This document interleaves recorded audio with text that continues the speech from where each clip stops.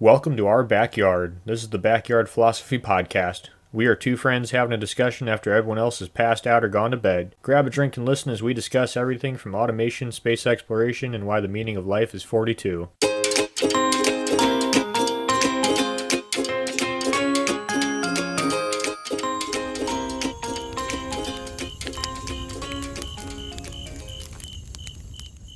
At this point, you might be asking yourself, why am I holding this 30-pound cinder block in my hands?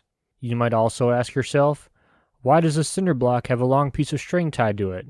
And finally, why is the other end of this string tied securely to your penis? We're going to be talking about hazing today. We're going to be talking about why we do it, what it is, how widespread it is, what the future of it is, the past, and a bunch of random stuff. But before we get too far into that, Mike, how are you doing, and what are you drinking? I'm doing pretty good. I'm happy to talk about the good, the bad, and the ugly of hazing, and I'm drinking some Bullet Rye. How about yourself? What are you drinking? I got the classic Dead Guy Ale, and so I figured we'd start with the definition, but I kind of want to talk about our backgrounds. To me personally, because when people think hazing, they think college, but it takes place in a lot of different places. But I was in a fraternity in college. Mike, I know you were not. But that's also not the only place we've probably experienced hazing. I've been a firefighter a few different places, and mostly wildland, and obviously there's a little bit of hazing there. But Mike, what about you? Same. Fighting and construction. It's not sure if it's hazing or rite of passage, but definitely some form of minor abuse isn't the right word, but unfortunately abuse gets tied in with hazing. I think it's important to point out, like you said, Nick, you're in a frat and I was not. This is we might butt heads a few times. I'm the biggest fan of frats, but you are right. Hazing isn't, I think, everything people do that's a team or club or, I mean, I was surprised, Nick, to see that hazing's all the way from high honor society in colleges to athletes to job sites to military. It's all over the place.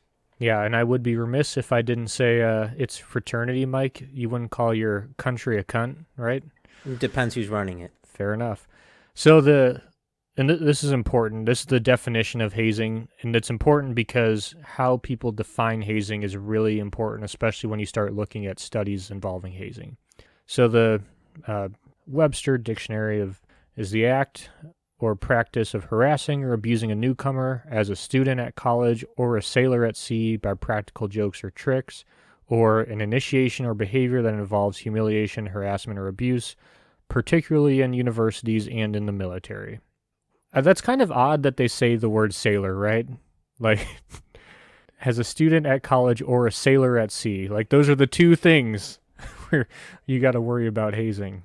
Well, I think it has to do with the history of it. I mean, obviously hazing's been going on since humanity, whether hazing members of your tribe, joining tribes, etc., etc. But I saw even Plato himself, who I'm a big fan of, observed that around the 4th century BC, students were hazing other students. So hazing's been a long part of humanity's history. Yep. And something that I didn't catch earlier, but apparently hazing is the American word for, well, what we refer to as hazing in English. Sorry. In England, they call it initiation. In Australian, bastardization, which I think is the best. Definitely, we need to start using that term better. But yeah, so, and I think this is what's important is, like Mike said, it's been around for a while, and I think that's something that's really ingrained in our cultures, like every culture, like humanity. I guess culture is not the right word, just being alive. You know, the new guy gets the shit detail. I mean, that's... Low man on totem pole. Low man on totem pole.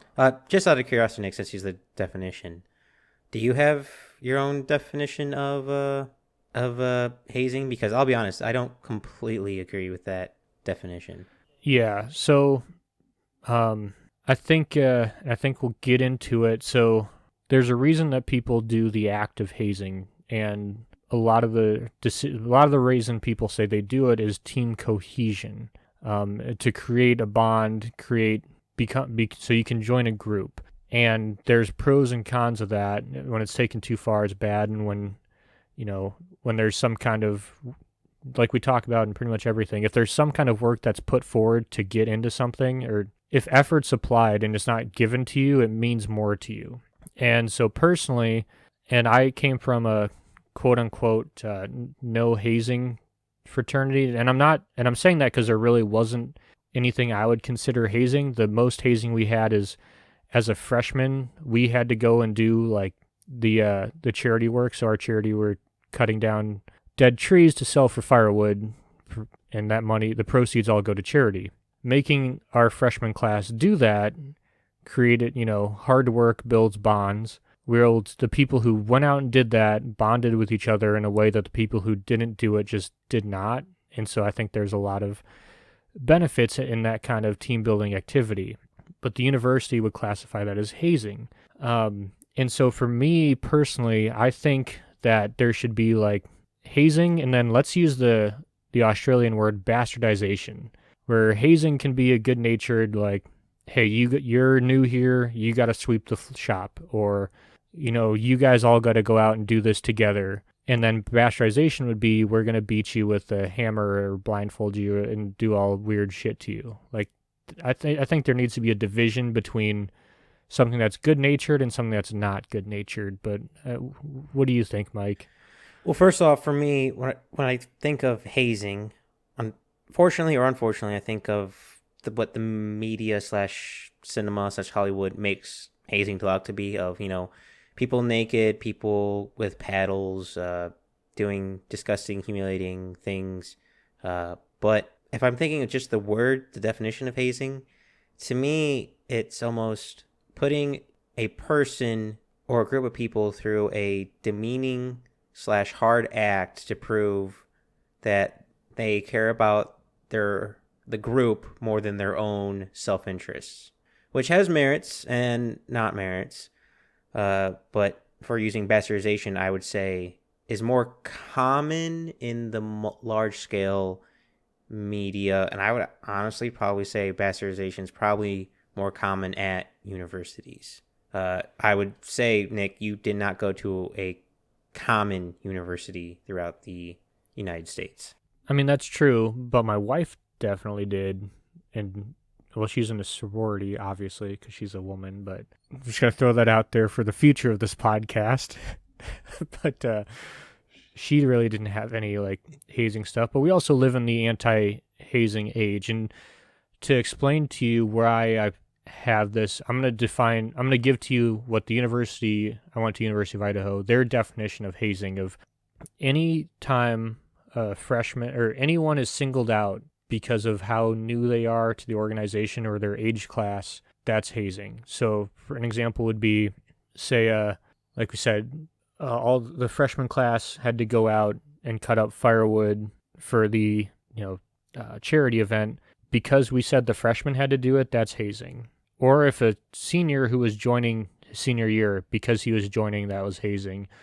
Or if we sent, if there's 3 guys in a room and someone rings the doorbell and we're like, oh, hey, like, go get it. Why?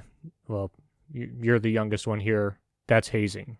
And I think there's a huge difference between that and what you see, the stuff that makes the news of, like, people being forced to take drugs, getting too drunk, and like, dying. And obviously and we're going to get to it later, the extreme ends of hazing, because it can lead to death. And it's not uncommon. And it's led to death since the beginning of this country, pretty much. Before that, actually, at the University of Paris in 1340, had to forbid hazing, because if you got caught, because like the amount of trouble they're causing to students, and if you got caught hazing, you'd actually be expelled from the university. And this is 1340. Yeah, and I mean, just think about the act of initiating a newer person into something. That's had to have been going on since we formed societies, right? Making A hunter, This a first kill has to eat the heart. I mean, shit, I was shit so like happy you that. said that. I was thinking of Red Dawn when they tricked him to drink blood. Oh, yeah, exactly. That's a perfect example. I mean, picking on the new guy is, Tale all his time. yeah, as old as I time. agree with you that hazing is a very large spectrum. Again, sometimes a few turds in the punch bowl can ruin the punch, but sometimes it's needing to outdo the previous generation, I think, is also a big issue. I mean, yes, we were going to talk about colleges, but hazing also, I was surprised when researching this, happens in middle school and high schools. High schoolers will grab middle schoolers saying, you got to come with us to do this. And yes, I mean, the new guy kind of has to do the hard work. Like, hazing to me almost seems like, oh, we had a party. You're the new guy. You have to clean up the party, whatever. That seems kind of normal to me. Uh, but when it starts affecting younger age groups, like I honestly, well, to get into colleges, but just say with high schools and middle schools, I don't think there should be any hazing, but there's definitely hazing even at our high school, Nick, with like football team. Like if you have to, hit someone a certain way, you have to test yourself, you have to prove yourself, et cetera, et cetera. Hazing's everywhere. It's just timing and how extreme I think is a key necessity to figure out. Yeah, and so I wanted to talk about, and you started talking about it, where hazing is. So one, like we kind of said, it is everywhere, but the most common place to find it is in sports teams. So even in college, you might think fraternities, sororities, but in actuality, you're more likely to be hazed in a college sports program than you are in a fraternity and sorority. Yes, if I saw correctly, it was at college sports. It was a 73% said they were hazed or something like that. Yes, 73 or I had 74, it if I up here. remember Yeah, it's correctly. very high. Oh yeah, 74%. That's what I'm looking at right here. Social fraternity and sorority isn't much lower than that at 73%, but it's about the same. But what I thought was interesting is that same study found that club sports, 64% experience hazing for club sports. I mean, that's not even a real sport.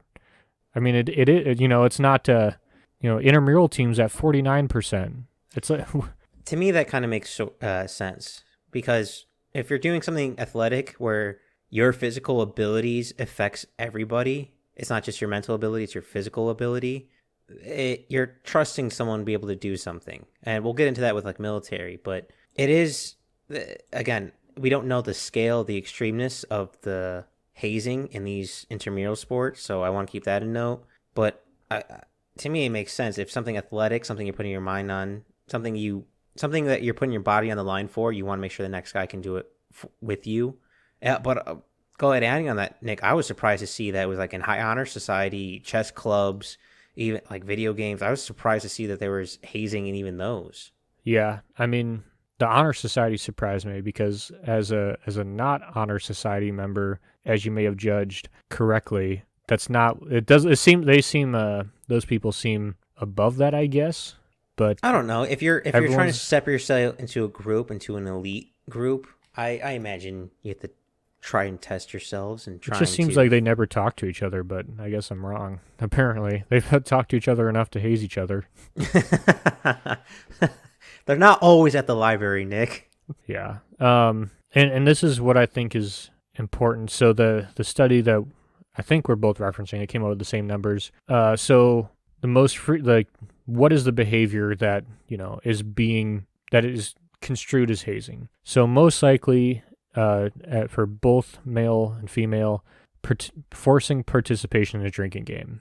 31% of males reported that, 23% of females. Um, so Which I there's kind of call bullshit on for colleges and military. I imagine that number is way higher. But that's, I mean, and this is my point, and it depends on moderation. Like, is being forced to play beer pong like the end of the world? Depends on doing it because there are people who are doing beer bongs and someone will accidentally pour, well, not accidentally, be an asshole and pour liquor instead of beer in it, and people will get alcohol poisoning. Yeah, well, that seems like you just got shitty friends, and we'll get back into the The culture. the culture in a minute. I just wanted to run through this this table pretty quick. And then the next most common, at 17% of people reporting hazing, is singing or chanting by yourself or with other groups or with others in a group in public in a situation that is not a related event, game, or practice. And to me, and this is what's tough because I'm bringing like my personal experience into it. To me, that just reminds me of Christmas caroling, which is like whatever, but everyone did that. But I don't know. Next is associate with specific people and not others. Only 12% of people reported that. I don't know exactly what that would mean. So, and this is getting back to the drinking game. Only 12%. I just want to say, with all, I don't know about you, with all the numbers I came across, the statistics I came across, I took them all with a grain of salt. One, because I had a hard time finding numbers to back up each other. Two, I have never been in a fraternity, but from the hazing I've gotten from like construction crews and boxing is you kind of keep your mouth shut. You know, loose lips, sync lips, code of silence. So I imagine that's got to be very similar to fraternities. Oh, I agree.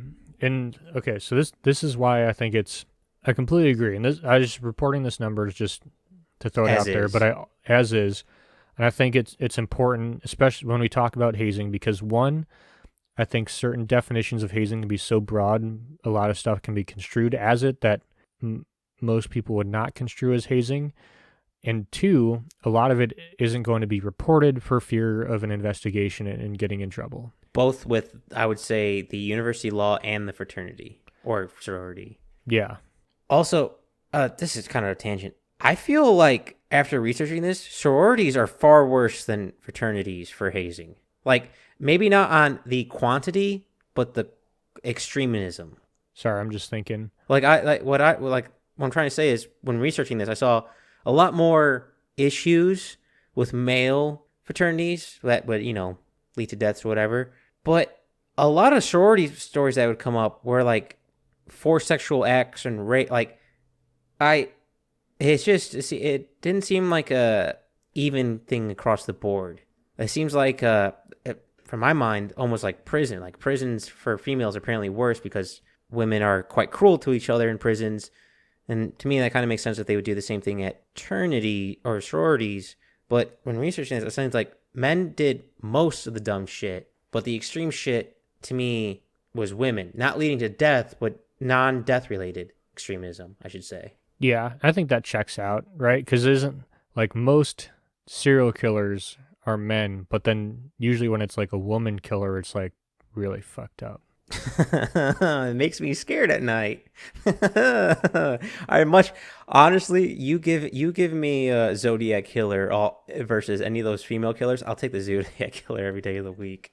Yeah. So, yeah, but so I just want to go through the list of reported behaviors just to, I don't know, expand, I guess what we're considering hazing, give everyone a thought. So, associate with specific people, not others, drink large amounts of alcohol to the point of getting sick or passing out, deprive yourself of sleep, be screamed, yelled, or cursed at by other members, drink large amounts of a non-alcoholic beverage, be awakened during the night by other members, attend a skit or roast where other members of the group are humiliated. Now, this is this one I don't agree with. We did this thing in college, and I'm not going to out whatever fraternity I was in by saying the name, but what you do is it's with all the fraternities, sororities, and you get in everyone. It's like just a normal roast, and you make fun of everybody. And the university outlawed it because it was hazing, apparently, even though everyone got made fun of. But it was everyone's favorite thing, and so I think it's just important to draw the line of be able to look at something and say, okay, like that's not hazing, right? Like, okay, I'll give you an example. Like how the Rangers do skits at the end of deployments. Sure. Like our fraternity was, and this may shock you, was the redneck fraternity. So there was a lot of jokes about us Dip. always having a dip Cousins. in.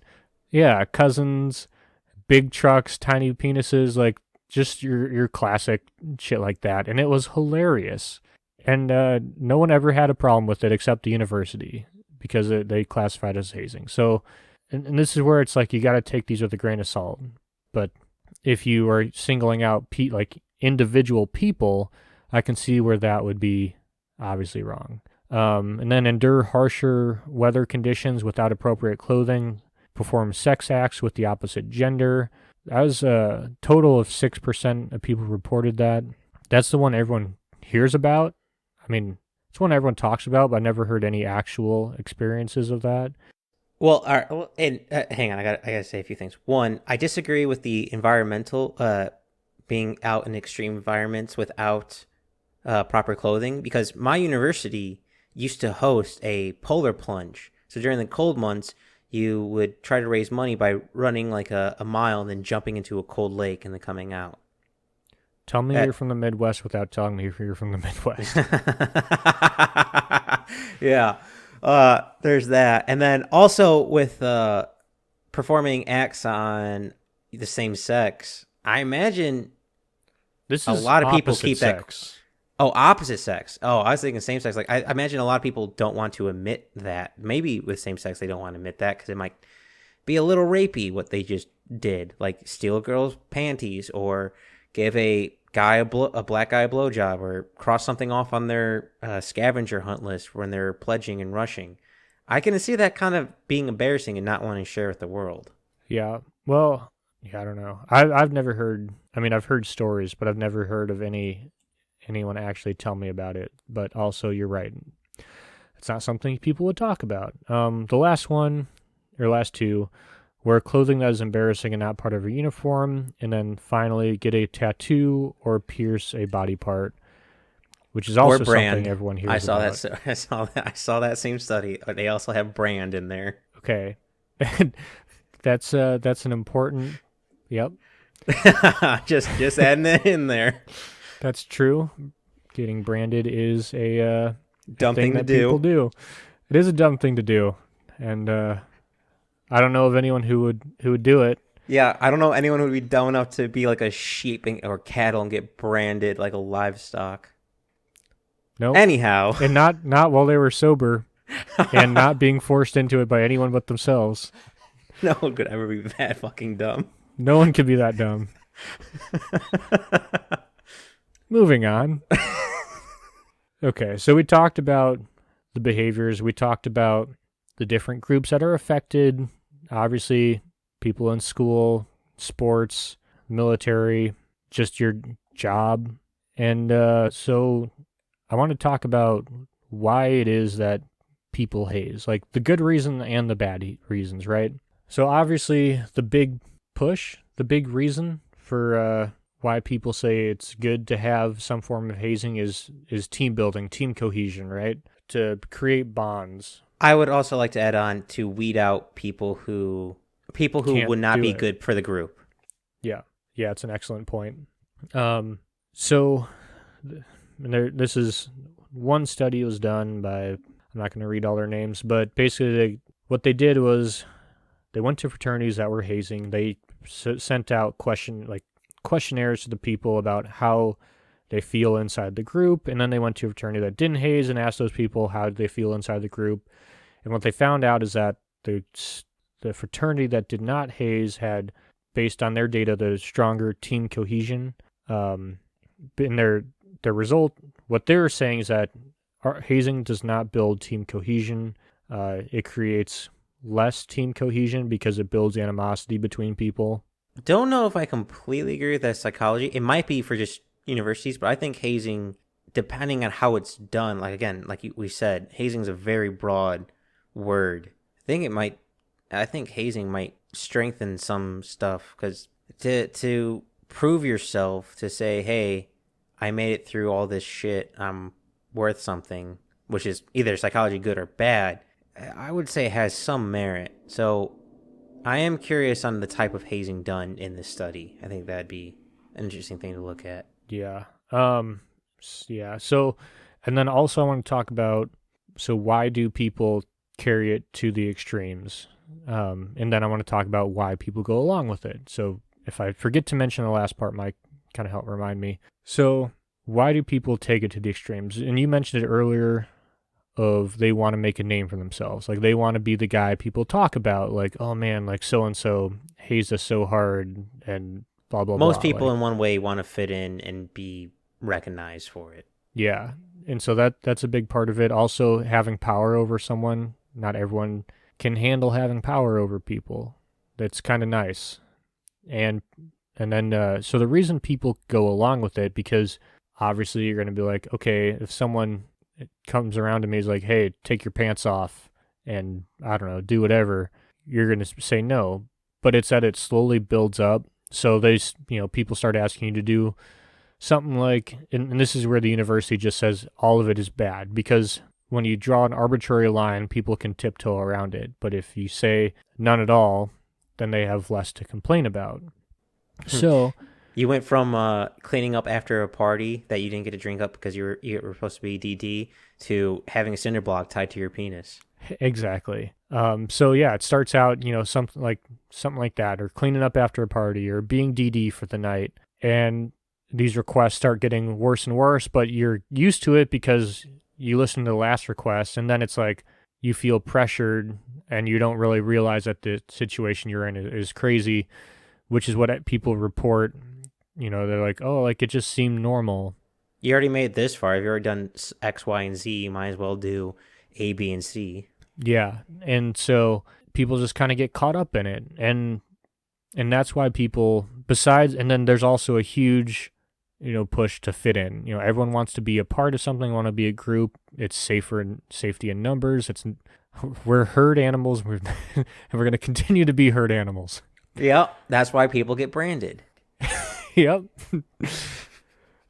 And so, there's a strong need to be accepted and be a part of that group, even if it's a detriment to the self. So that's why people allow crazy shit to go on.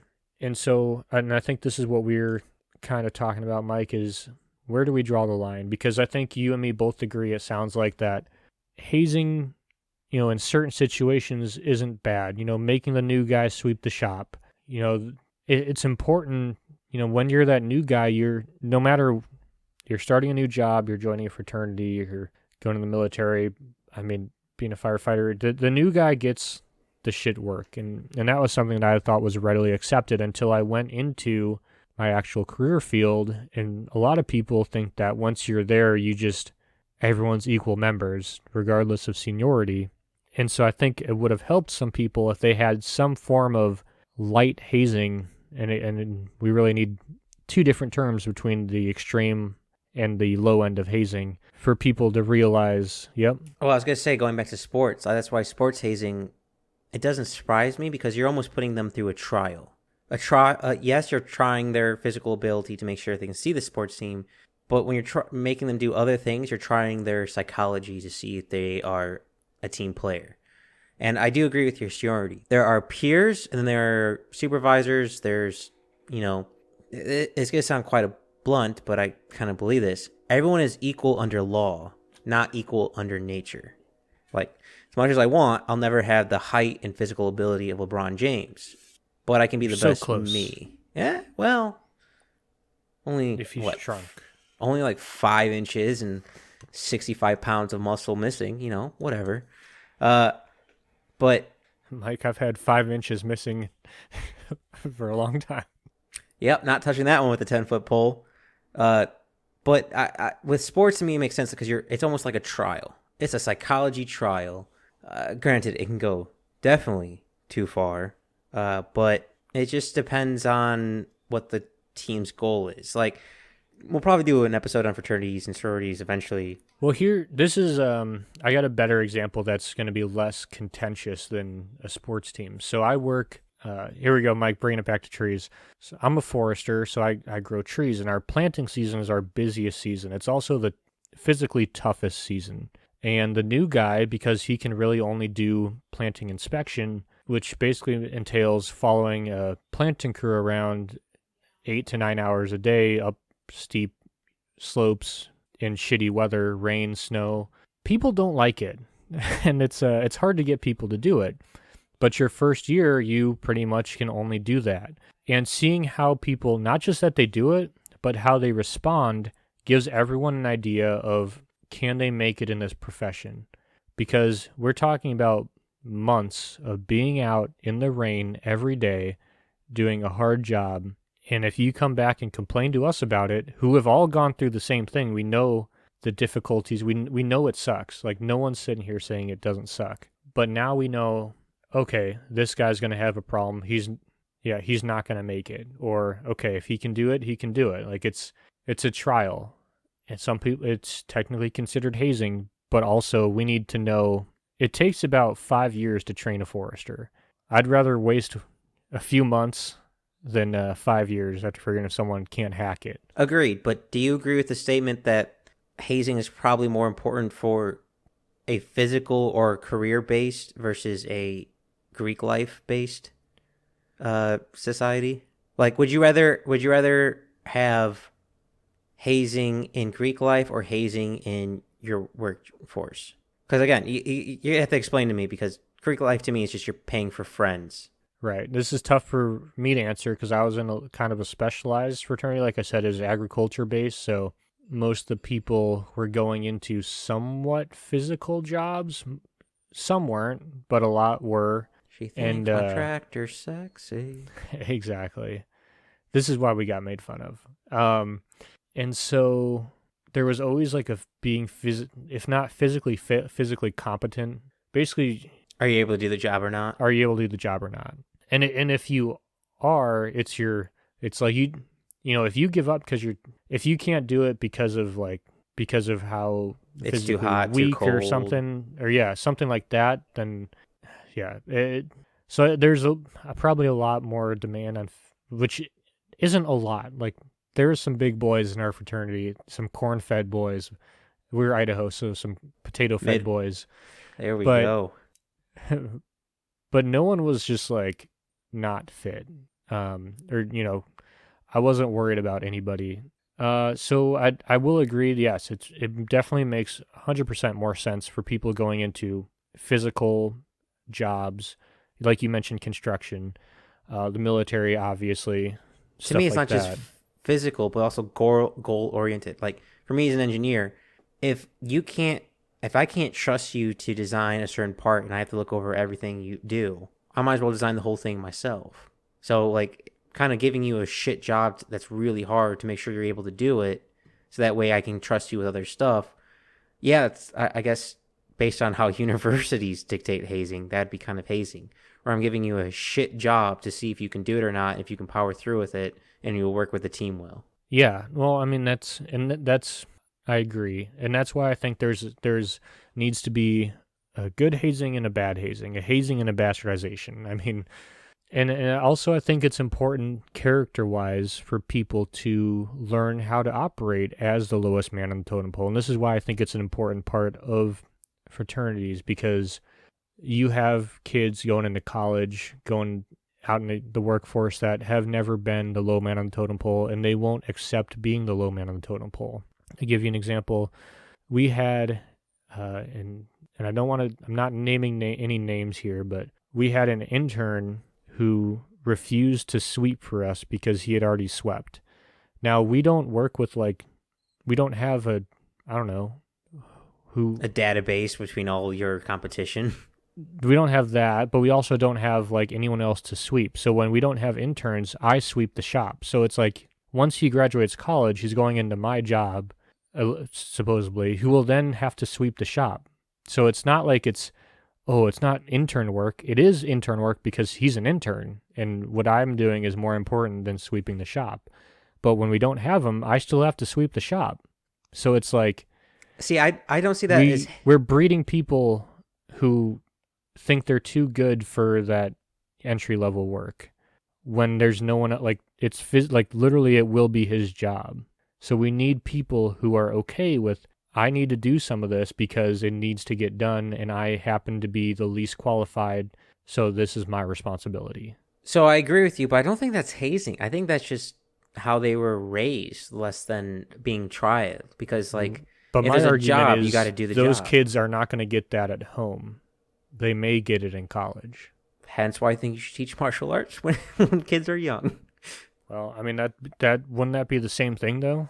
That's just hazing in another form. It's hazing with extra steps. Again, hazing, I don't think might right word. The word hazing might not be the right word, because Well, I as think a, I think you can instill and discipline them to think a certain way. But like hazing to me is proving your worth to the group, not not necessarily being shit duty just because it's shit duty because you're the new guy. Like, it's, to me, hazing is proving yourself to an organization. I understand that, like, hey, if he can't do A, he won't be able to do B. If he's not able to sweep floors, why else will we hire him? I get that, but I wouldn't count that exactly as hazing. I think that's a bit of a bit of a leap and bound, a bit of a stretch. I agree. I think that's why the definition of hazing is stupid. Agreed. What we can take Agreed. away from this. Completely agree. But yeah, and I think it comes down to everything in moderation, right? Like there's a good amount, and obviously there's no silver bullet. We can't say X amount of hazing is okay. And honestly, you can't say what every type of hazing is right for the right group. I mean, depending on what field, what job it is, it's going to be different. And also, culture, society changes. I mean, it's ever adapting. But I think we can both agree that a lot of sometimes, a lot is a strong word, but in the limelight effect of hazing, it sometimes go too far. Yeah, and I think that's more a reflection on that of the people than hazing overall, right? Like what you're seeing people who don't know how to handle power, who get too controlling or whatever it is. I don't know. I think that's what it is. I don't think you're seeing cruel people. I think you're just seeing people who, I think you're seeing dumb people. yeah, that's perfect. Um, this might be a good segue. If not, feel free to bring it back to what you're talking. But the amount of alcohol use in Greek life on campuses, I saw that as Jack and Jill when it came to hazing. I saw alcohol being a high base for Greek life hazing. And it makes sense on historic level because, I mean, alcohol is used for a lot of different reasons. It puts people in a different mindset, reduces anxiety, makes it a fun experience. I mean, everything's a little bit more fun when you're drunk. Makes you feel invulnerable, a little bit of social lubricant. Yeah, I mean we've all seen 22 Jump Street. They go to they're all they steal I'm blanking on the names, but they get them into the thing where they're doing all the hazing and stuff, and then the one guy's killing it and the other guy's not. The from Channing Tatum and then the fat guy, Jonah Hill. Jonah Hill. There he is. I And gotcha. yeah, they're doing all the drinking games and stuff, and everyone's having a good time, but Jonah Hill isn't because he doesn't fit in with the group. Well, the point I want to make is alcohol is at least a mind altering drug is very common in human history of making decisions, making paths, putting people through trials, like, getting someone on a spiritual journey, being people to, like, in some, I can't remember if it was Ottoman, can't remember if it was certain era groups, but they would make a decision when sober and make a decision when drunk, and they had the same decision. They knew it was the right decision. But I want to point this out. When you're 18, 19, 21, 20, 23, 24, and 25, your brain's not fully developed. It's not until you're about 25, 26 where your brain's fully developed. And when you start adding in a mind-altering drug such as alcohol, more bad decisions, I think, are going to be made. So I think a great way for universities is just kind of limit the alcohol use for hazing. Whoa, whoa, whoa! Calm down, IFC. I didn't say You won't get that joke because you're I wearing a don't. fraternity, but I didn't say remove them from Greek life. I just said remove them from hazing because I yeah, feel well, like because that's when you get like a power hungry person who's all of a sudden drunk. They're gonna make terrible leadership decisions, and that bad leadership decisions could lead to someone drinking more alcohol than they should, so they get their stomach pumped, making someone go, "Hey, go jump off X, Y, and Z." It's gonna lead to more bad decisions. Like, let's be honest, Nick. Have you ever made a great decision while drunk? um, Yeah. Okay. yes. I don't know. I've had a lot of good stories, so apparently I do. Well, good stories versus great decisions are two different things. One, I support good stories, but good decisions. So I guess it depends who you're asking is the question. A police officer? No. A storyteller? Yes. it's all how you spin it. Yeah, know your audience. But alcohol has led to a lot of hazing deaths. Alcohol has led to tons of bad decisions. And when you start adding 18, 19-year-olds who are rushing and pledging for the first time, and then you get like some assholes that are somehow Some Thad leaders because Castles. yeah, I don't get that, but Blue Mountain State? oh, sorry. Sorry, didn't just flew over my head. Uh, must be the alcohol I'm drinking. But when you're making bad decisions already, like putting someone making do embarrassing things, making them put them out of their comfort zone, making them say do certain acts that they would normally do, and then you add alcohol in the mix, I think that's just like alcohol is acting as a catalyst. Yeah. But like you said, yeah, alcohol is a gateway to many things considered unnatural. But see, there's a good and a bad in that, right? Like obviously, if you get someone drunk, they're easier to manipulate, control. But at the same time, I feel like there is a ritual involved of getting drunk. One of the things that we did, and may or may not have been my fraternity, because I don't want anyone to get in trouble, but the freshman class would all go and like get drunk together, and that created team bond. Like that was cohesion, but that's also not okay. But not by my definition of hazing, but the university definition of hazing, because it's a single age group doing something together. I would agree that's not hazing. I would agree that's just a incoming class trying to bond. I wouldn't say that's hazing. If no one like told you have to do this, or if like, hey, if you want to make this, you have to I go to mean, the there bar and was, drink. yeah, I've said too much already. Anyway, um, All right, let's switch it up a little bit. Like, say Ohio State. Ohio State's had plenty of issues in the past, so I'll pick on them a little bit because it's funny to me. Because, yeah, it's just funny to me for insider reasons. go Uh, Buckeyes. if someone makes you do a beer bong, like saying, "Hey, if you don't wear whitey tidies and drink this beer bong, we're not letting you in." Okay, it's getting kind of sketchy. I don't know if I believe it. I don't really like it. Granted, I don't like fraternities and sororities, and that's a whole nother conversation or thing. But Nick, you have to admit, alcohol is both good and bad when it comes to hazing.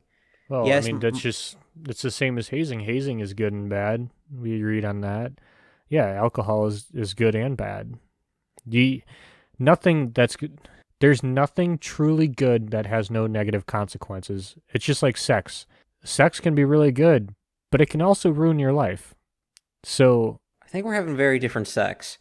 Anyhow, well, I'm just like if you're having like a one night stand and you get someone pregnant, that's going to completely change your life. oh well, that's because the person's a moron and not wrapping up their willy. But anyhow, You're right. And the majority of people are smart. all right, touche. I well, hey, actually, that kind of works. If most people, I mean, most people are dumb. If we take away alcohol, which makes people more dumb from the Greek life for hazing, not just not. I'm not saying take it away from Greek life, but take it away from hazing. I But I think think it's pretty better much been results. removed from hazing already. I mean, most fraternities across the nation are beer only. There's obviously some that you can still have liquor. Now, obviously, these are rules applied by universities, not always employed by fraternity sororities. So I can't speak to every individual campus, but for the most part, every college is trying to take away alcohol from fraternity sororities. I agree with every college and even some states. Even some states now have laws against hazing. But I disagree that the campuses themselves, like the house organizations, is taking away alcohol from Greek life. Oh yeah, there definitely are. Wait, is that an agreement with me or against me? No, I'm saying they are. Like they're pretty much every college is trying to do their best to take alcohol out of the Greek Oh system. yes, I agree with that. The colleges themselves are trying to take it out, but the actual Greek life, the houses themselves are not. Oh, Like no, it's why like would they? do as Why I why yeah. would you take alcohol away from yourself? I wouldn't. Well, when you go to a university and your school has a bunch of rape problems because of fraternities and sororities and alcohol, you would think maybe they would adapt, but they don't. All right. I think we need to have our own fraternity sorority one because Yeah, that'd we be got to shit on them. interesting. All right. Because this is okay. This is my response to that. Fraternity sorority sexual assaults are recorded, whereas sexual assaults that happen outside of campus on like independently owned housing is not recorded the same way. Oh, agreed. So it It's statistically definitely. looks like there's more in Greek life, wherein if you look at it actually, there is less in Greek life. Oh no, completely agree. But you have to admit, in certain hazing groups, whether it be the minority, there is a lot of not a lot in the minority group. There is hazing of doing sexual acts, and I those. I have heard about it like in rumor. I've never heard anyone doing it. Fortunately, I've never been a part of that. I Well, let's talk I about a don't game think called it's a Chicken. big gay chicken. Oh well, that's not Yeah, no, forced. that was just a dumb joke I had to throw out there. But no, in my own university, there was God, I can't remember There's nothing gay about a Teeks. bunch of guys showering together. Teeks sounds kind of right.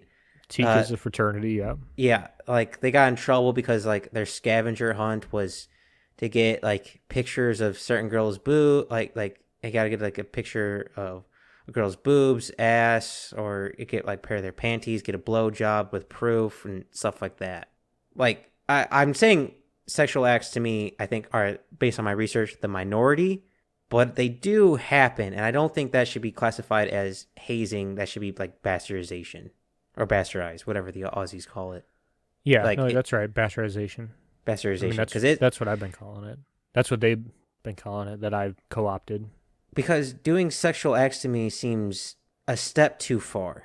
That seems like that type of hazing is not the kind of hazing that proves that you're a good member for the group. That's just kind of I don't know what that actually proves. But oh my gosh, I can't remember who did this skit, but they're like going through the pledges and trying to decide who to join in. They're like, oh, that guy fucking pulls, and so that's all that tells you. Nothing important. So I agree. I think and this is something I think every fraternity, and I went to University of Idaho, not a small Greek life, but not like a SEC Greek life, which my wife went to, so I have a little experience I there. have no idea what that means. Not even college SCC? football. I know NCAA. Okay, you're pretty close. So Okay. it's just a conference, Oh, okay. There we go. the Southeastern Conference. Anyway, what were we talking about? Okay, yeah. So pretty much every fraternity, and this may differ if you go to maybe a bigger school like an SEC school, where Greek life is more the norm. But at least the school I went to, like everyone knew Greek life was on the chopping block. The school could not wait to get rid of Greek life, so everyone did their best to not make waves. We were very aware of the rules, even though we didn't agree with them and they were ridiculous. Everyone knew we were on the chopping block, so don't do anything stupid. And I think that's kind of being, again, it's hard for me to say. My wife went to a SEC school, and so I feel like they kind of knew it as well from just talking to her and her experiences. But it seems like everyone knows that Greek life could be near the end, just because of the school's ability to be liable for things that happen. That they would, if everyone lived in off-campus housing and all this terrible shit happened in off-campus housing, the school wouldn't have anything to worry about. But if it happens on campus, on fraternity sorority, then they're partially liable for all this stuff. So if they can get rid of that, then it's less liability for them. Is this it? This is kind of a little off topic, but is it a good thing or a bad thing that I'm okay if Greek life dies as long as modern universities in America also get reformed, completely changed because they're kind of garbage at the moment? As a Greek life member, I don't want Greek life to die because I got a But lot if from it. but if it meant changing the universities, You'll never change universities. God damn it, let me hope. Let No, education be I don't better. think it's. I think the good that Greek life can do outweighs the bad universities do. Personally, No, I'm just if done correctly. But that's the thing. It's like if if done correctly. Not everything is done correctly, and not everyone's going to find that one fraternity that's really great for them, and not everyone's going to obey the rules. Like it's such a case by case basis. It's just like hazing. It's impossible to regulate, much less control. It seems like the universities are biting off too much that they can chew. And like we said, it's not just universities. You see it everywhere, including the military. But I think hazing on the low level, not bastardization, is Is important. good. Yeah, agreed. But I'm happy you said military because I think it's a perfect transition of physical abuse for hazing being both a good thing and a bad thing. That's both common in fraternities and the military. For those who don't know, there's things called like the gauntlet, like probably the most famous thing from Greek life is paddles. But in the military, sometimes your staff sergeant will chew the shit out of you. Sometimes your own teammates, because you kept fucking up and making everyone do a bunch of push-ups, run extra miles, do burpees, will beat the shit out of you. Uh, Both good and bad. Granted, sometimes it comes to the extreme, sometimes it comes to good. And if possible, Nick, I'd like to talk about physical hazing compared to alcohol slash task hazing. Yeah, and I only have experience from the fire side. I've never been in the military, but I understand the physical hazing aspects from that point of view. But I think this is an important topic. So, Mike, what do you got? Well, I found this. I don't know if I was surprised by this or if I expected this. But in 2018, out of the 291 hazing complaints, 256 came from the United States Marine Corps and the entire United States Army. So 256 out of 291, followed by the Navy, then the Army, then the Air Force. Point out, since the Marine Corps, then numbers have gone down. I was to say, aren't they the smallest branch by a lot? Yeah, yeah. But it both surprises me and doesn't surprise me at the same time. Sometimes a good old crayon eater is good enough to do crazy shit, and I absolutely love it. But it's also kind of bad if you're the smallest branch and you have the most complaints against you. Like you have more than like I think what is that 85%, right? 256 divided by right 256 divided by Give me the 291. numbers. That's like 250. that's like 85%, right? Right? You just if we just 87. Well, 87 88 yeah. about. Okay. Yeah, that's kind of bad, but also kind of funny at the same time, depending on what the hazing altercations are. Unfortunately, a lot of the hazing in the military has been, in at least recent decade, sexual based, which is disappointing to see. But a lot of it is physical based, of just list like this is a perfect example. This is hazing to me, which is very on the line gray. So You can't handle the truth. Nope. yeah, pretty much. Okay. Jack Nicholson, calm down. This is very gray, and I'm not sure how I feel about this, and I'll explain why at the end of it. So, a couple years back, a Marine fell asleep while on guard in Afghanistan. His sergeant and the other platoon members found out about this. His sergeant told the other Marines, and I quote, "Peers correct peers," end quote.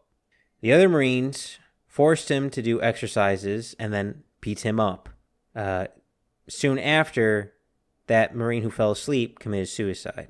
I don't know if that, the reason why I say it's great, because I don't know if it's from the hazing or if there's other mental reasons there, but I kind of get it. It's a war scenario. You're on guard duty and you fall fucking asleep. There has to be consequences for that. And though I don't think the sergeant got in trouble, if I remember correctly, it was other members who carried it out. I think they got demoted in their court martial to corporal to private. But when it's life on the line, like a guard duty in Afghanistan, I feel like hazing is okay. I don't know if it's okay to this extreme. I don't know if the suicide is correlated with the hazing / correction, but that's why I'm on the gray with this. But to me, military hazing, as long as it's not sexual but like physical, makes sense to me. Yeah, I would agree that this is an important. You don't want your lookout falling asleep, but at the same time, you don't want anyone to kill themselves. So, and like you said, it's important.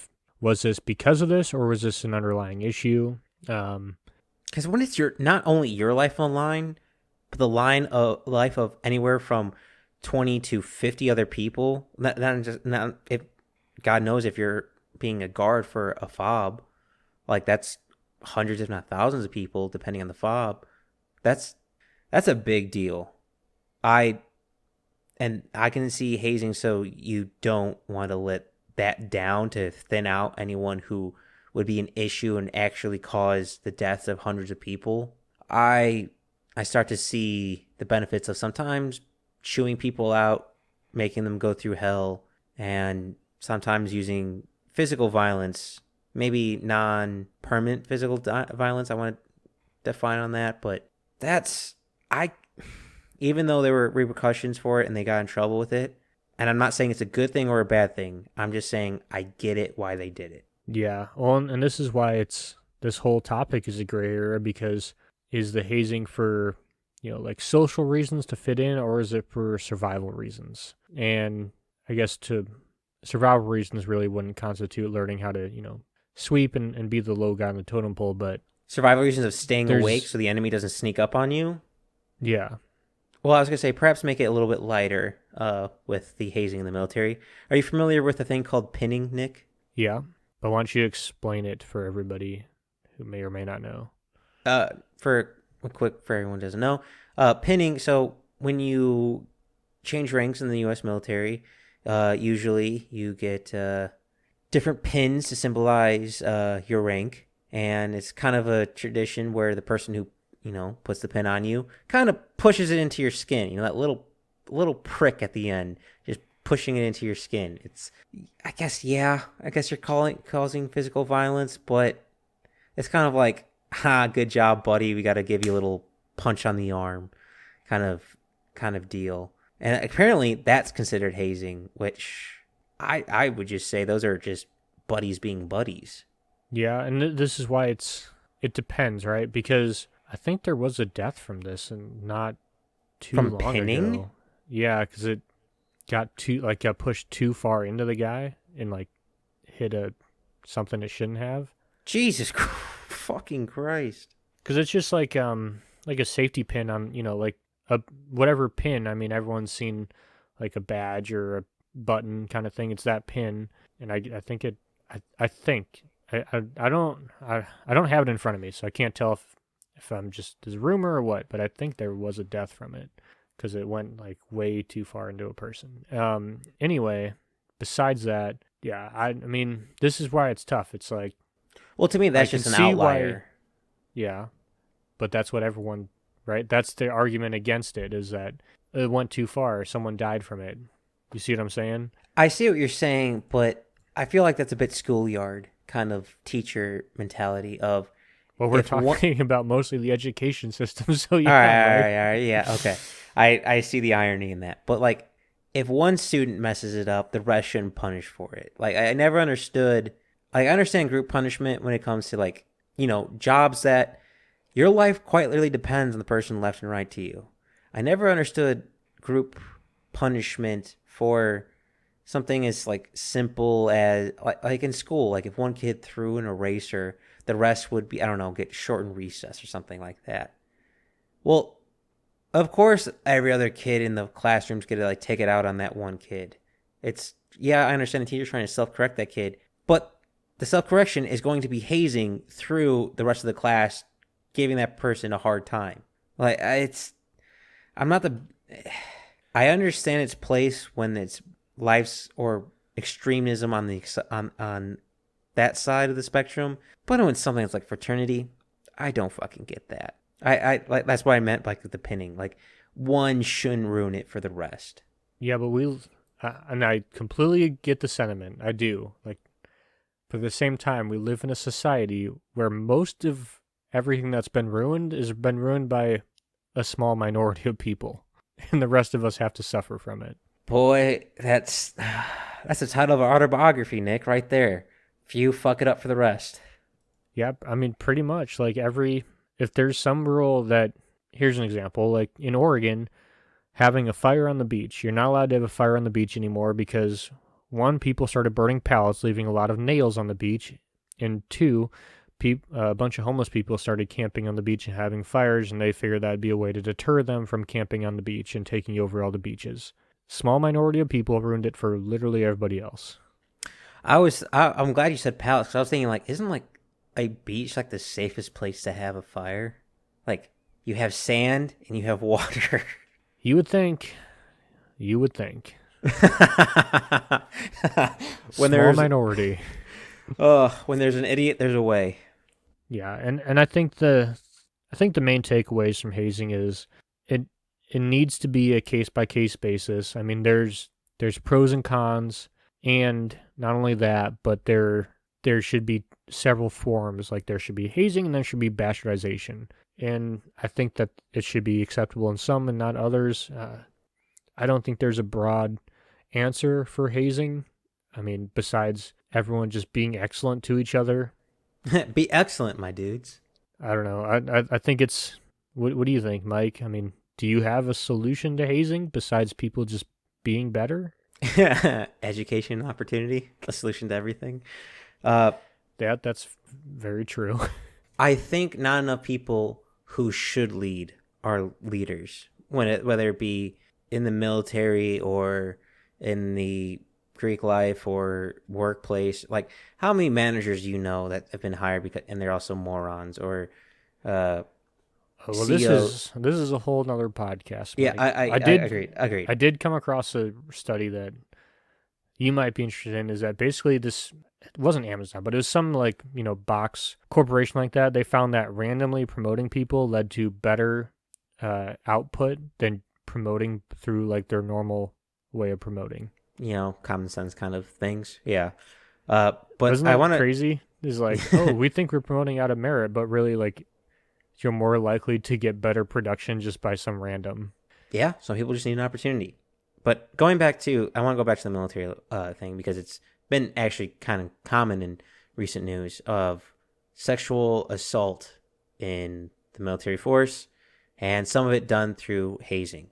Now, most of us are probably familiar, whether it be Family Guy or South Park, of some soldiers away going to a strip club or something like that, and things get out of hand, or you're told to do a shot of rattlesnake poison, or you're told to, I don't know, drink beer off strippers' tits. That's I don't know. I feel like hazing should have nothing to do with sex. I think hazing should be ability, not. I don't know why sex has such a important role in hazing, and honestly, almost every popular form where hazing gets used has some correlation with sexual acts, and I don't understand how that's relevant to the good of the group. Got to figure out if they can pull chicks or not. Yeah, because that's gonna matter when you're getting shot at, or when you're in a frigid temperature and you're checking for if people are dying on the side of the roads, or cops getting a 911 call, because it really matters that they're pulling in chicks. I mean, it doesn't not matter. Yep. Yeah, Nick, you're sounding like some of those sheep who get branded. Okay. Oh, that is interesting though. I wish now think about it. I wonder what the what hazing is in the police world, or like, because right now, I can make it pretty easier for you. They all quit. yeah. But because Brothers in Blue. I mean, Code and Silence is pretty common amongst a lot of hazing / groups. Of, you just don't talk about it because you don't want to be that rat, the snitch, the one to ruin everything. I think they just let the rookie take care of all the drunk naked people. From what I understand. Nothing says like a fun day at the job like dealing with a naked tweaker. Coming back to your nudity, Mike. Ultimate gay chicken wrestle a high stone naked dude. Well, that's all I have with military. I don't know if you have anything else with military. I didn't have really too much in the military. I didn't really look into that. Well, we kind of mentioned the good, the bad. I kind of want to mention the ugly of not fraternities, of hazing. And the ugly side I want to talk about is gangs, cults, and not sure how to classify it, but secret societies, maybe cults. For First off, with the ugliness, I want to talk about with gangs. Gangs have their own sort of hazing, whether it be jump-ins or you have to commit a certain crime. Didn't really research that, but that's a type of hazing. Again, the extreme end of the spectrum. Boy, it's a big spectrum.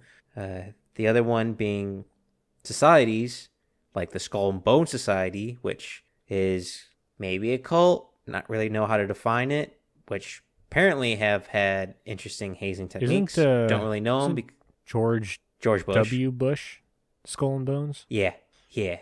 A lot of politicians are. Yep, it's a cult. Yeah, yeah. Well, I found it funny that cults and fraternities slash Greek life sororities, whatever. I use for just for if anyone's made it this far, I use fraternities as sororities. The word's interchangeable with me. I they're the same thing to me. Well, if you get back into history, most sororities are fraternities. It's long. We're not going to get into it here, but it's pretty much, yes. Historically, you're correct, Mike. Huh, look at that. Blind squirrel finds a nut. Anyhow, cults and fraternities have very similar hazing tactics, which I thought were very interesting. I came across a psychology paper of the tactics used for rushing and the initial hazing is very similar to the same ones used by cults. The only major difference would be their target audience. The only major difference I could see with the target audience that was discussed in the paper was cults were looking for more clay people, I guess is the best way to describe it. People that are more easily moldable. Yeah, and malleable people who... Malleable. Thank you. Yeah. I feel like there's a word for that, but people who can like easily fold into, become one with the group. And the other one for fraternities was that ones were already similar to current members of the group. So if you have your polo chads, you're going to look for more polo chads. And then the vice end with cults, if you're looking for a person who's lost and can't really think for themselves, sheep, which makes sense. I keep using the word sheep with frats, and it makes sense that cults would also look for sheep. I wonder if cults brand people. But anyhow, no, cults is mostly weird sex stuff, but some do brand, like that one that the chick from the Spider-Man thing or Superman was involved in. What's that one? Nexium? What the fuck was that chick's I'll be name? honest. From Smallville. Lois. Anyway. Lois Lane? No, you. Anyway. There's some famous Hollywood chick, and she was in a sex cult, and they branded people. Yeah, it seems like cults have a lot of sex. No, there's always a weird sex thing with cults. You can't have a cult without a weird sex thing. Or suicide. I mean, that's like having a whiskey Coke without the Coke. that's my kind of whiskey Coke. But anyhow, I just thought it was extremely fascinating that the same hazing methods of putting people through kind of outside the box, things that they normally wouldn't do for the good of the group to help make them feel like the group's more important than the individual, to make them view the ideals of the group more important, or to follow certain rules.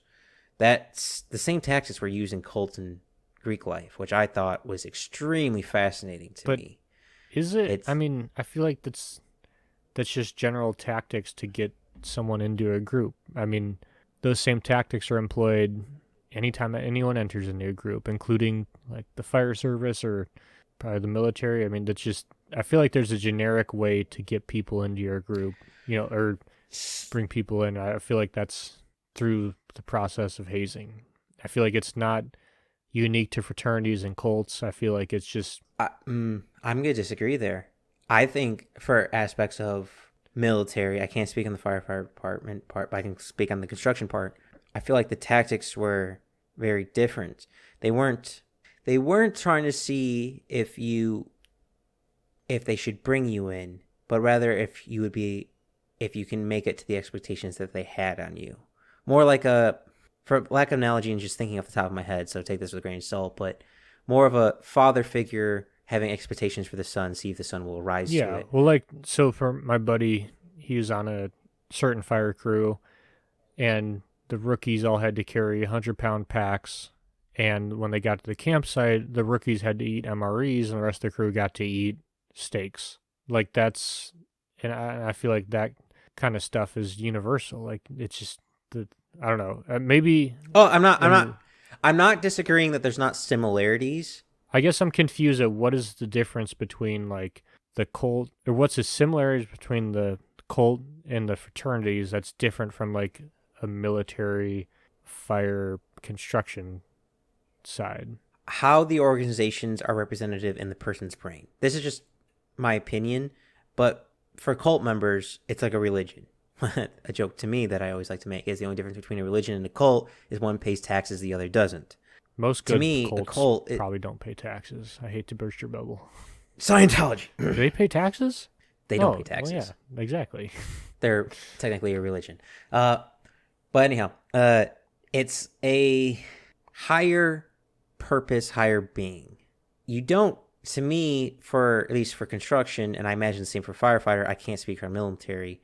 Is it's the people next to you and the mission, not necessarily a higher calling. Like, I think higher calling is what people get into it. I guess you could classify that as like why people rush or pledge, if you want to bring it to Greek life, but not the hazing abilities, like the hazing ability of cults of like, hey, you're doing this for a higher purpose. You're doing this to, uh, you know, find peace and love and, mend together.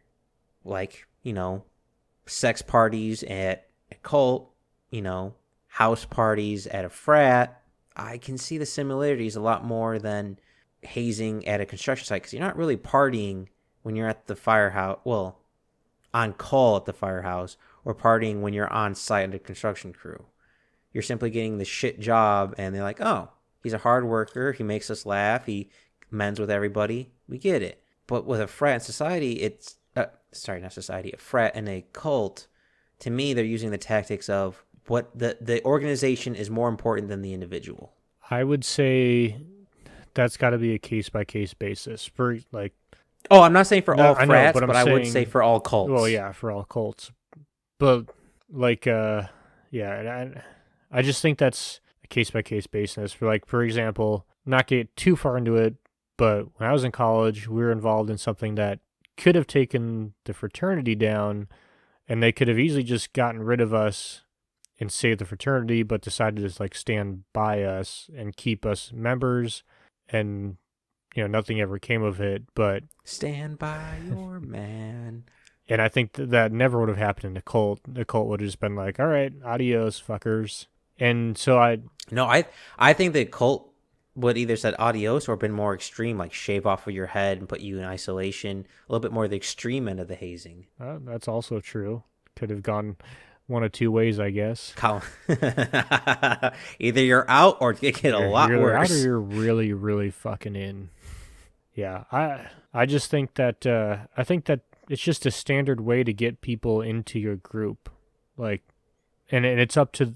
I think the main takeaway from this is that Same people who go into frats would go into cults. the Sorry, that was the a dumb person joke in for me. charge, like, that you don't want to follow someone fucking stupid, and you go into a cult, you follow someone stupid. You go into the wrong fraternity, you follow someone stupid. You want to maintain your independence, but at the same time, there are benefits to being parts of some of these groups. Not all of them, obviously. We're not saying you should be part of a cult, but you follow an idiot, you become an idiot. You follow a leader, you become a leader. I mean, there's no right and wrong. Like, there's no right and wrong answer here. I don't know. What the solution is. Same solution I will preach until the day I die. Better education and more opportunity. Better education makes better leaders. But yeah, I'm not gonna. I completely agree. There are similarities.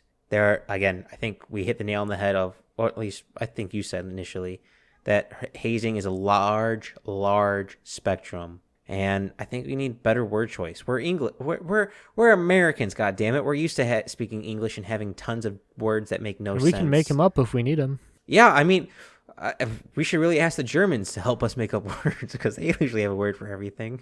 We should have looked it up. I bet they have a word for this. But Nick, that's about all I have. I'm not quite sure if you have anything more. That's about all I had as well. I don't have anything else, so finish it off, Mike. What are you reading?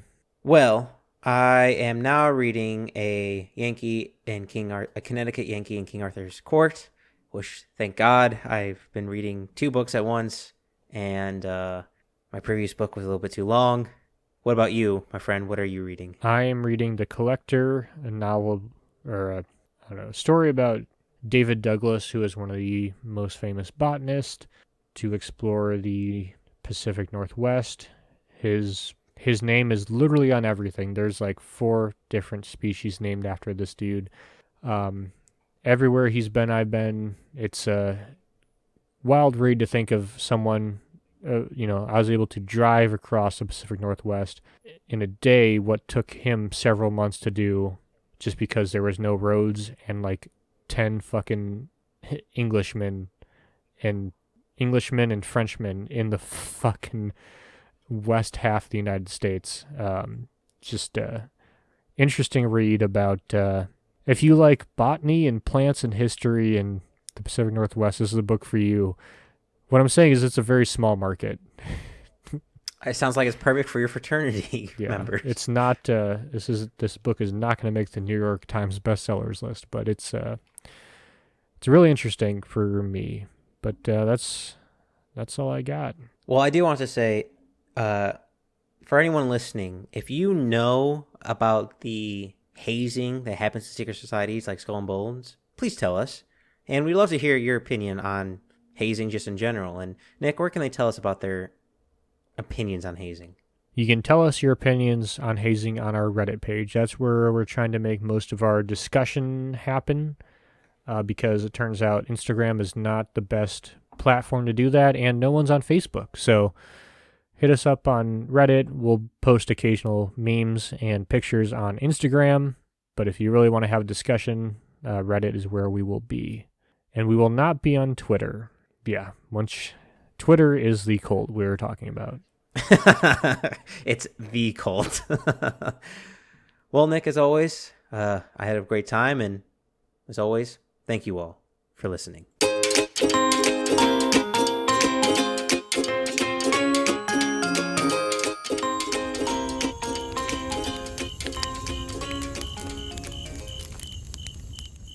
Thanks for listening to the Backyard Philosophy Podcast.